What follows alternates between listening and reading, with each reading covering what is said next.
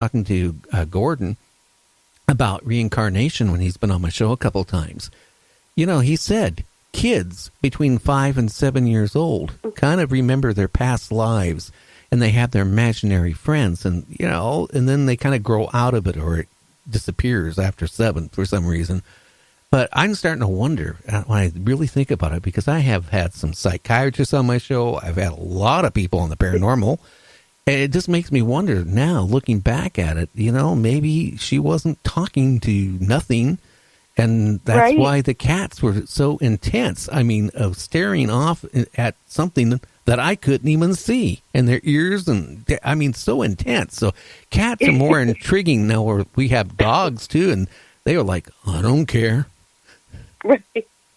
My one cat, his name's Midnight. He's all black, but we taught him how to give you 5, like a high five. And you'll go up to him and you kind of paw at him, and he'll paw at you back, and he'll just keep doing this over and over again. Well, he only does it if you go near him and you do that to him. And we have this cat condo that it goes up to about 6 foot. And then there's a lower step that's at about 4 foot range. Well, the one day I was sitting in the kitchen, in the dining room, and I look over, and he's staring at this point in space, like you said, this just random point in space. There's nothing there, nothing at all. And he starts doing this high five thing. And I'm like, Midnight. And anytime you say his name, he's immediately looking at you. He's very active. And he wouldn't do it. He just kept doing the high five thing. So I brushed it off completely. Well, maybe told my husband, and the next day he starts doing it again. Different time of day. I'm in the living room this time, and he starts doing it again. And this time my husband saw, and he's like, "Now that's weird." So we joke around that we have a ghost. Well, that's always possible. Or a spirit. That's what I think ghost hunters, hint, maybe should, think about. If they have a cat that's somewhat trained, take a cat, because maybe they can sense something out there, when they're out ghost hunting that you guys are not sensing. That's I've thought about that many times. They seem to be so in tune to things that we don't see or hear. Of course, I will say this. Absolutely. I have a dog. It's part poodle, part terrier. It's almost 20 years old. Been blind for the last 2 years, totally blind, and in diapers. Yes, I'm changing doggy diapers. But I'll say that it's weird. Sometimes, like the dog, this will, stand up, because at its age, it lays down a lot, stands up, and it's like turning its head and like looking at something so intensely, and then starts barking, and it's nothing there. I don't know if he's sensing something, or, he's having a dream of when he could see. I don't know, but sometimes I think animals are so much more being in tune to spirits, ghosts, and things like that. Absolutely. I agree completely. Well, I always watch those ghost hunter shows, and I'm like, what are you doing? Just because I say the same thing, put a cat in there or put an animal in there, and you'll find out if there's something there. They'll either run terrified, or you'll see them do something weird. Well, if they start looking intensely, at something, like if somebody has a haunted house, I'm just wondering if somebody does have spirits in their house and stuff like that, you got to email me at nightdreamstalkradio@gmail.com. That's nightdreamstalkradio@gmail.com. And tell me if you have noticed that with your cat, like if you have like your refrigerator open and close when no one's in the kitchen, or your upstairs bedroom door opens and closes and slams shut. Do you have any cats in your house that kind of look off in space intensely, like if it's something there which you don't see, because maybe they are seeing something like a ghost? Right.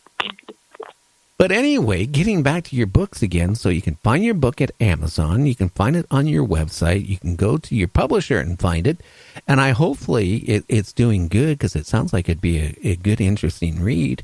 And, since Kindle come out, for a lot of people that can't actually afford to buy books, it's a good way to download it and read that way, too.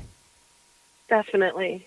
I'm a big fan of the Kindle, especially for like books that you're not familiar with the author yet, so you don't want to necessarily spend the money on the paperback just yet, or you're not just sure yet. It's a great way to try it out and read it and see if you like it. And I love the Kindle myself.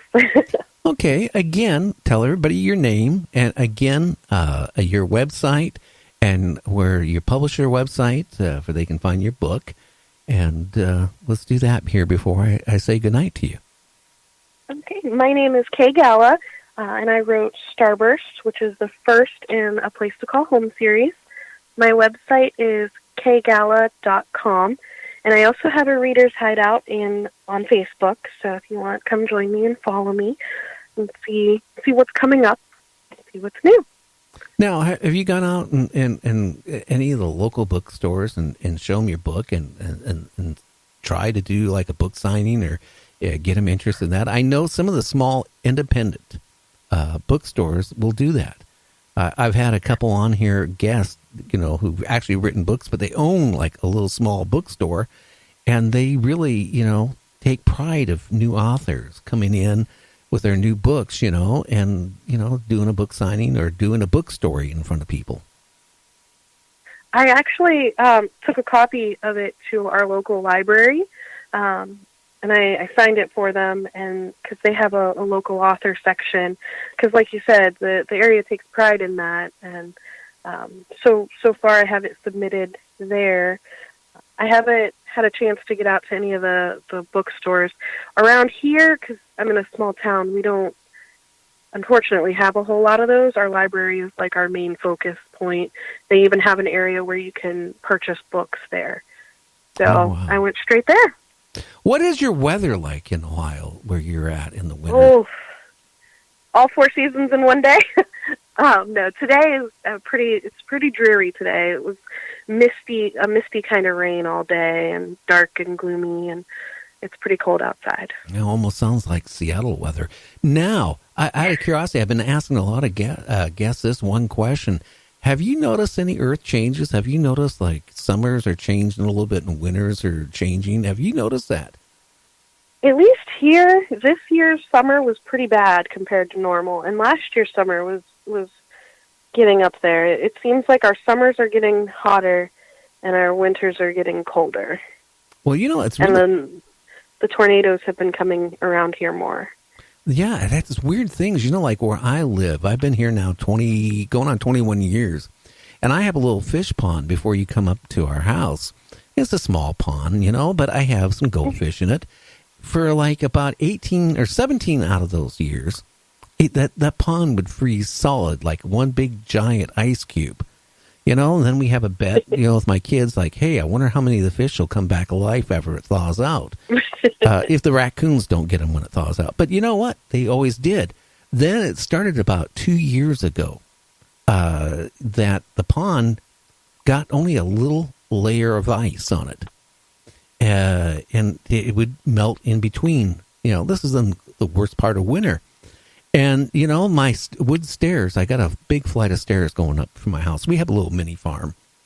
And it would ice up, where you had to be really careful. I don't know how many times through the years I fell down and sprained my legs or worse on the stairs. Again, the last 2 years, it didn't ice up. And this last winter, it was really strange that the pond maybe iced up for a day or two. I'm talking about maybe a 1/4 inch ice or less. And that was it. And no snow the last 2 years around here. And and I think it was in April, we had a weird day where we hit 91 degrees. Hey, that broke the record for all recorded time because we're talking weather, maybe it would have been in the 60s. So I really think things are going on more than what they're telling us. And it's coming out more and more that, earth changes are going on. And that's why I was asking you in your area.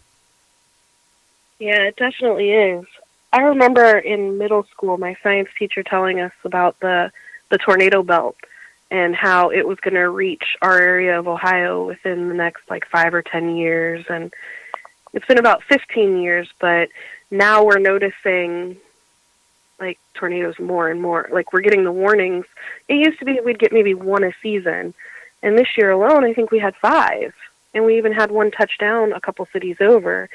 So, yeah, things are definitely changing. Well, look at the hurricanes we've had already, hit our country, and the damage it's done, and it's pretty hard to sit there and say, well, something isn't going on because they're getting more, But, a hurricane, I had a friend that lived, God, I can't remember what state it was, but he said that, a couple of times a year they would have to go into, like, their underground, whatever that is, because, the hurricanes, or not hurricanes, but the tornadoes would come through, and, if it happens to come through your area, I mean, your car or your house or everything is just, like, gone.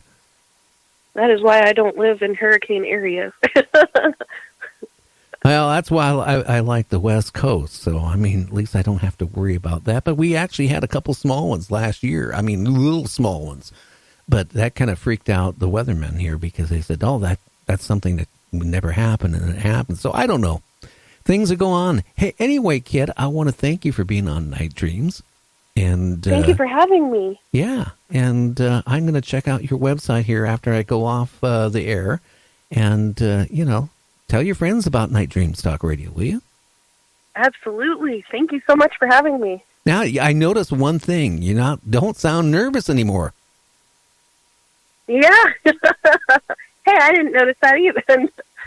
Yeah, so the next interview you can do, you're all broke in, so you don't have to worry about being nervous. Absolutely. Okay. Thank you. Okay, you have a great evening. Thanks, you too. Night. Yeah, now I want to talk a couple minutes about what's going on in November on Night Dreams Talk Radio. Well, I've had people just emailing me up and down. Well, we want to hear more about UFOs. We want to hear more about government conspiracies on UFOs and aliens and things like that. Well, I listened to you. And, I hate to say it, November is going to be one hell of a ride on Night Dreams Talk Radio. If you're into aliens, government conspiracies on UFOs and aliens, well, we got something for you. Starting in November, 5 nights a week, we're going to have great guests and major guests on UFOs and aliens and monsters that are related to aliens. On Night Dreams Talk Radio, we're going to be talking about, well, if UFOs are real. Well, hey, I know they're real. In the news today, they said, is the government covering up UFOs? Now, come on, people. Let's face it. Did Columbus actually discover the Americas, or was it the Vikings? Come on.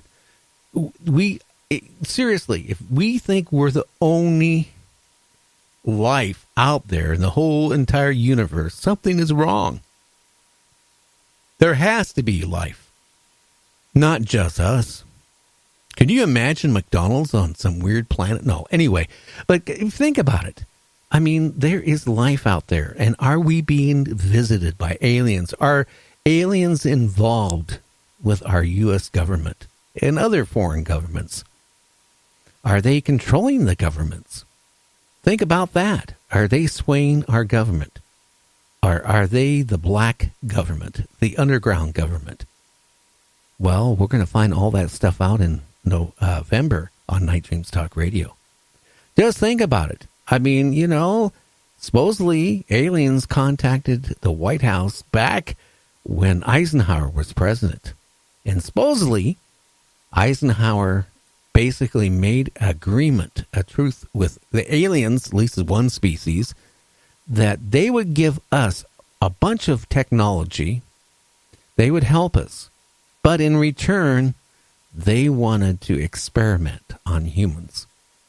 And they wanted a certain amount of humans. Now, the story goes that the aliens basically didn't keep their word on about how many they were allowed to abduct along with the U.S. government.